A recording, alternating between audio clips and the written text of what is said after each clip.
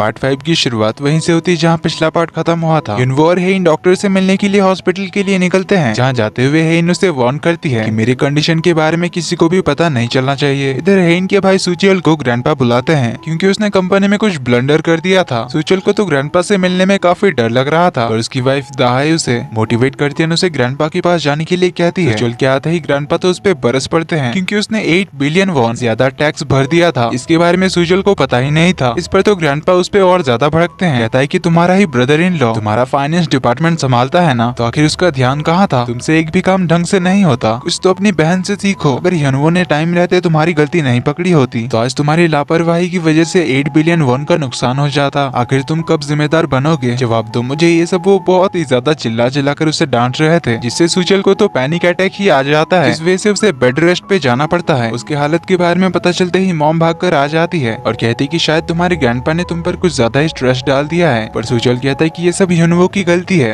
वो हर चीज में इतना अच्छा क्यों है? ताई कहती कि मेरे भाई की गलती है, उससे ही गलती हो गई थी इसीलिए वो सॉरी कहती है। पर सुचियल उसे डिफेंड करते हुए कहता है कि उसकी कोई गलती नहीं थी, ये तो बस 8 बिलियन का छोटा सा मैटर था। युनवो चाहता तो बिना ग्रैंडपा को बताए इस मैटर को सॉर्ट आउट कर सकता था। ये सुन उसकी मॉम को युनवो पर काफी ज्यादा गुस्सा आता है, इसीलिए वो युनवो से बात करने उसके ऑफिस के लिए निकल पड़ती है। इधर हॉस्पिटल में हेइन का दोबारा चेकअप किया जाता है, पर इस बार भी रिपोर्ट सेम आई थी। हेइन को सच में ये रेयर ब्रेन ट्यूमर है। इस पर युनवो उनसे पूछते हैं कि क्या इसका मतलब? हेइन के पास एग्जैक्टली 3 महीने हैं। डॉक्टर कहते हैं कि एग्जैक्ट कितने दिन है ये तो मैं नहीं कह सकता। युनवो पूछता है कि ऐसा कैसे कह सकते हैं आप? आपको न्यूरो सर्जरी का 30 सालों का एक्सपीरियंस है, आपको तो एग्जैक्ट बताना चाहिए ना कितने दिन बाकी है। हेइन तो युनवो के बार बार 3 महीने की बात सुनकर इरिटेट हो जाती है, तो उसे बस करने को कहती है और वापस चलने कहती है। पर युनवो कहता है कि मुझे सब कुछ जानना पड़ेगा ना। ये सुन हेइन कहती है कि फिर मैं अकेले चली जाती हूँ, मुझे अब ये सब नहीं सुनना है। तो उसके जाने के बाद युनवो डॉक्टर से पूछता है कि आप एग्जैक्ट बता सकते हो हेइन के और कितने दिन बचे हैं? ये मेरी जिंदगी का सवाल है। भले ही हेइन ने मजाक में उसे कहा था उसके साथ मरने वाली बात, पर युनवो को हेइन की बातों पर बिल्कुल भी भरोसा नहीं था क्योंकि वो कुछ भी कर सकती है। इधर हेइन हॉस्पिटल से बाहर आते हुए एक पेशेंट को देखती है, जिसे देख उसे फिर से अपनी बीमारी का ख्याल आने लगता है। पर बाहर आकर कहती है कि मैं इनसे अलग हूँ, मुझे ऐसा कुछ नहीं होगा। ये बोलकर वो अपने ऑफिस चली आती है, जहाँ उसकी मॉम आई हुई थी युनवो की खबर लेने। हेइन को देखकर वो उससे युनवो के बारे में पूछती है। हेइन उनसे पूछती कि आप यहाँ पे क्या कर रही हो? तो मॉम उस पर चिल्लाने लग जाती है कि क्या हुआ अगर सुचियल ने बस 8 बिलियन वॉन ज्यादा टैक्स भरे? युनवो के इस मैटर में अपना नाक घुसाने की क्या जरूरत थी? मुझे पता है कि ये सब तुम दोनों ने किया है, तुमने उसे इस बारे में ग्रैंडपा को बताने के लिए कहा होगा। हेइन कहती कि ऐसा कुछ नहीं है, युनवो जानबूझकर ऐसा कुछ नहीं करेगा, और वैसे भी मेरे पास इन सब के लिए टाइम नहीं है। यहाँ उन्हें अपनी कंडीशन के बारे में बताने का सोचती है पर नहीं बताती। कहती है मैं अभी एक सीरियस मैटर में बिजी हूँ। तो मॉम कहती कि तुम्हें पता भी है ग्रैंडपा की डांट की वजह से सुचियल को पैनिक अटैक आ गया था। हेइन कहती अच्छा आप इससे बहुत घबरा गई होंगी ना, पर मैंने भी तो अभी बताया ना कि मेरे साथ एक सीरियस मैटर हुआ है, क्या आप जानना नहीं चाहोगी क्या हुआ है? मॉम कहती कि तुम तो हर चीज खुद ही सॉर्ट आउट कर लेती हो ना, तो मैं जानकर भी क्या करूंगी। ये सुन हेइन कहती है सही कहा, मुझे अपना काम खुद ही करना चाहिए, इसीलिए अब आपको यहाँ से जाना चाहिए क्योंकि मुझे अपना काम जो करना है। मॉम कहती कि मैं युनवो से मिले बिना नहीं जाऊंगी। ये बोलकर वो अंदर जाने लगती है, पर हेइन उन्हें रोकते हुए कहती है कि हम दोनों को परेशान करना बंद करिए, वरना मैं आपके बेटे को इतना टॉर्चर करूंगी कि वो कभी भूल नहीं पाएगा।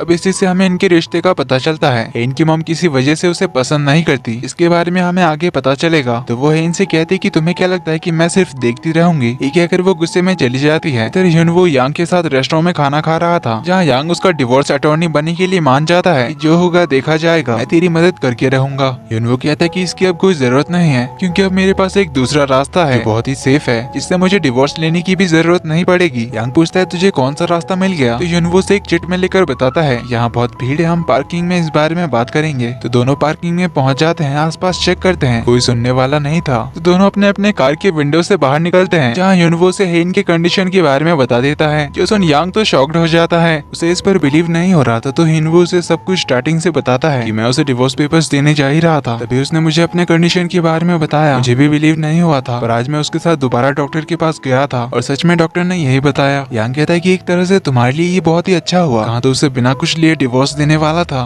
पर अब 3 महीने बाद ही तू पूरे क्वींस ग्रुप का ओनर बन जाएगा। वो कहता है कि तुझे लगता है कि उसकी फैमिली इतनी डम होगी जो मुझे क्वींस ग्रुप का ओनर बनने देगी? ओनर तो दूर की बात है, मुझे तो कुछ भी नहीं मिलेगा क्योंकि हेइन ने शादी से पहले ही अपनी विल में ये लिख रखा था कि मुझे कुछ नहीं मिलेगा, सब कुछ उसके फैमिली मेंबर्स को मिलेगा। यांग कहता है तो क्या हुआ, हम लॉ सूट फाइल कर सकते हैं। वो कहता है कि सच कहूं तो मुझे कुछ नहीं चाहिए, मैं खुश तो बस इसलिए हूँ कि मुझे 3 महीने बाद इस फैमिली से आजादी मिल जाएगी। पर यांग कैसा कि तू ऐसा नहीं कर सकता। जरा सोच, गॉड ने तुम्हें ये 3 महीने क्यों दिए? तुमने इन 3 सालों में इस फैमिली से कितना कुछ झेला है, तो गॉड तुझे ऐसे ही खाली हाथ तो नहीं जाने देते। इसीलिए तुझे ये 3 महीने मिले, क्योंकि इन 3 महीने में हेइन चाहे तो अपनी विल को चेंज कर सकती है। अगर तूने इन 3 महीनों में उसका दिल फिर से जीत लिया तो, इस तरह 3 साल पहले तुझे उससे प्यार हुआ था, अगर तूने फिर से उसका दिल जीत लिया तो वो अपना सब कुछ फिर से तुम्हारे नाम लिख देगी, क्योंकि प्यार में इंसान अपने लवर के लिए कुछ भी कर सकता है। वो कहता है क्या बकवास कर रहा है? यांग कहता है बकवास नहीं, ये तेरा हक है। इसीलिए इन 3 महीने में तो अपने पूरे दिल से बल्कि आत्मा से इनको अपने प्यार का एहसास दिला। वो से गुस्से में कहता है कि तूने मुझे समझ क्या रखा है? मुझे लगता है कि मैं उसके प्रॉपर्टीज के लिए उससे प्यार का नाटक करूंगा।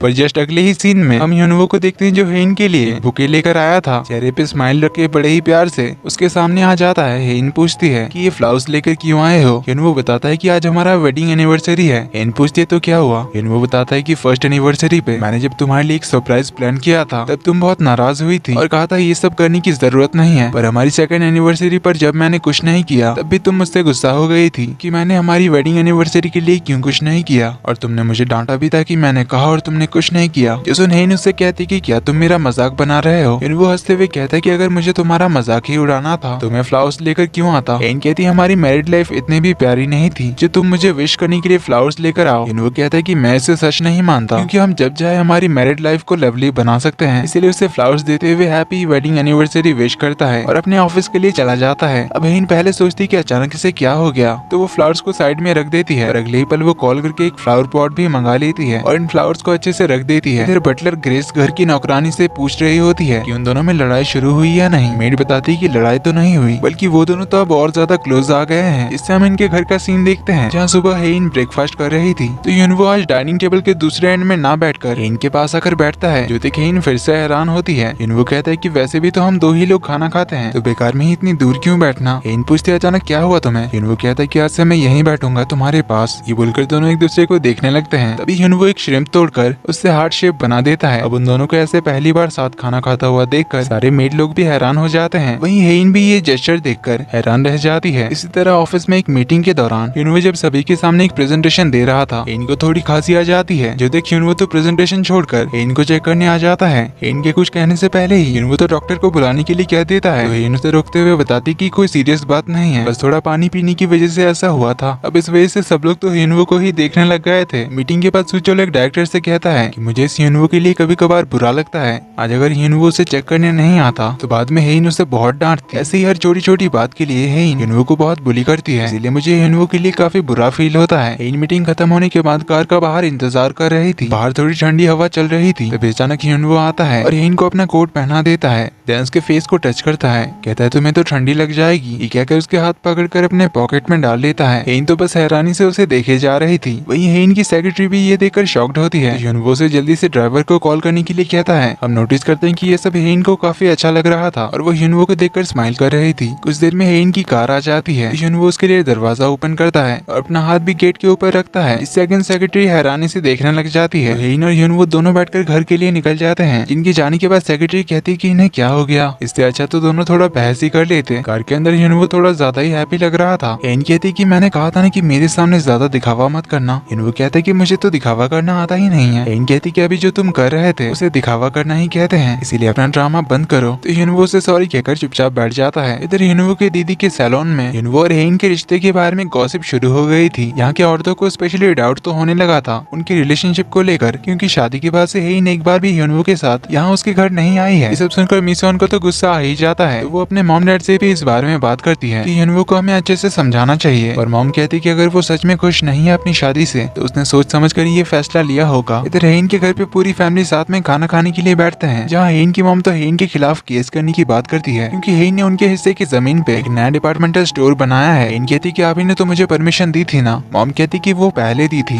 पर अब इससे मेरी टीम को कुछ प्रॉब्लम है, इसीलिए मुझे तुम पे केस करना ही पड़ेगा। तो हेइन को तो काफी गुस्सा आता है, क्योंकि डिपार्टमेंटल स्टोर का कंस्ट्रक्शन हो चुका था और वो जानती थी कि ये सब मॉम सुजोल का बदला लेने के लिए कर रही है, इसीलिए वो गुस्से में अपनी मॉम पर चिल्लाने लगती है। पर ह्यूनवो नोटिस करता है कि इससे हेइन के हाथ कांप रहे हैं, जो उसकी बीमारी का साइड इफेक्ट था। इसीलिए वो उठकर हेइन का हाथ होल्ड करता है और कहता है कि मैं आपके लॉयर के साथ सब कुछ सेटल कर लूंगा। अभी हेइन को थोड़ा अच्छा नहीं लग रहा, इसीलिए हम लोग चलते हैं। ये कहकर वो हेइन को लेकर चला आता है। लिफ्ट में वो हेइन से कहता है कि तुम अपने फैमिली से अपनी बीमारी की बात सीक्रेट रखना चाहती थी, मगर अभी उनको तुम पर डाउट हो सकता था, क्योंकि गुस्से में बात करते हुए तुम्हारे हाथ कांप रहे थे। हेन कहती मुझे पता है कि मुझे गुस्सा नहीं करना चाहिए था और मैं नॉर्मली ऐसे बिहेव नहीं करती, पर तुमने भी तो आज अलग बिहेव किया। तुमने मेरी मॉम की बात काटी और मुझे सपोर्ट किया। तुमने इतने टाइम बाद मेरी आंखों में इतने प्यार से देखा, ये सब तो तुमने भी पहले नहीं किया। ये कहकर उससे अपना हाथ छुड़ाती है और कहती कि उन्हें सबसे पहले डाउट तुम पर ही होगा, इसीलिए जैसा बर्ताव करते थे वैसे ही करो। चुपचाप आना और खाना खाकर निकल जाना और कुछ एक्स्ट्रा करने की जरूरत नहीं है। ये कहकर वो अपने रूम में चली जाती है। इसी के साथ पार्ट 5 का यहीं पर होता है।